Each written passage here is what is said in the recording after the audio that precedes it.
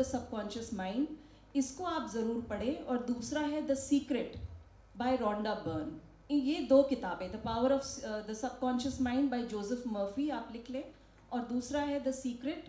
इन दो किताबों को आप पढ़िए to be successful in life.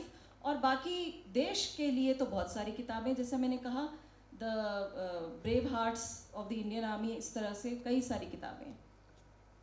ऐसी एक परमवीर चक्र सीरीज भी है, वो भी आप लोग पढ़ सकते हैं। मेरे एक दोस्त बैठे हैं कर्नल अजीत रावत।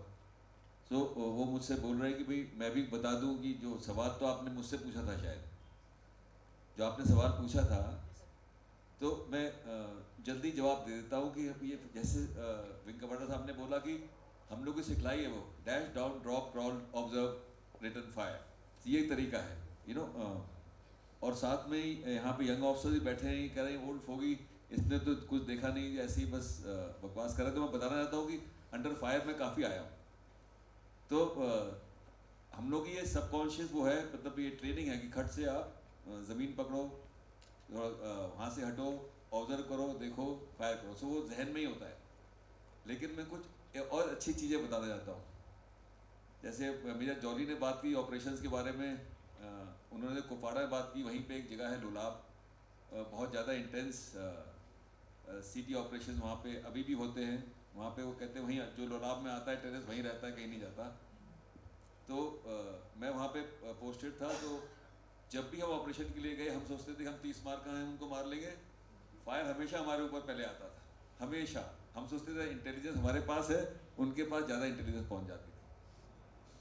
हाँ, इसी तरह एक मैं बताना चाहता हूँ कि यहाँ पे बहुत कहानियाँ हैं, वो आपको बोर नहीं करूँगा। जब मैं जीओसी था या रजौरी में, तो वहाँ पे लाइन ऑफ कंट्रोल है, कोई आई भी नहीं है। तो मैंने कहा कि चलिए आगे तक देख के आते हैं। तो लाइन तो है नहीं, वहाँ तो अंदाज है सिर्फ। तो हम लोग आगे गए और आगे क्रॉस करें, तो लोगों ने बोला कि साहब रुक जाइए, आगे तो पाकिस्तान है। मैंने कहा तो देखते हैं, चल के दिखाते हैं क्या है। तो हम आगे गए तो ऊपर से उन्होंने फायर किया। तो जैसे ही फायर किया गया, तो बटालियन के जो सब सोल्जर वगैरह थे, सब ग्राउंड पे ज़मीन पकड़ी, उन्होंने अपनी पोजीशन ली। और मेरे साथ में मेरे कर्नल जीएस भी थे, उन्होंने ही पकड़ी ज़मीन।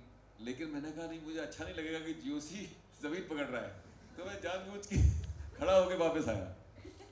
तो वो बेवकूफ़ का काम था, लेकिन ऐसा भी होता है, मतलब।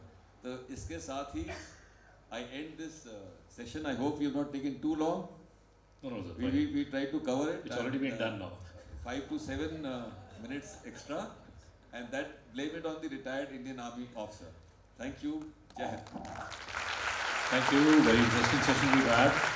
And अब मैं गुजारिश करूँगा श्री अर्जुन रावत, सीनियर जर्नलिस्ट से, कि आप मंच पर आकर के हमारे जो पैनलिस्ट हैं, professor doctor Ruby Gupta ji और विंग कमांडर अरिजीत घोष और मेजर देव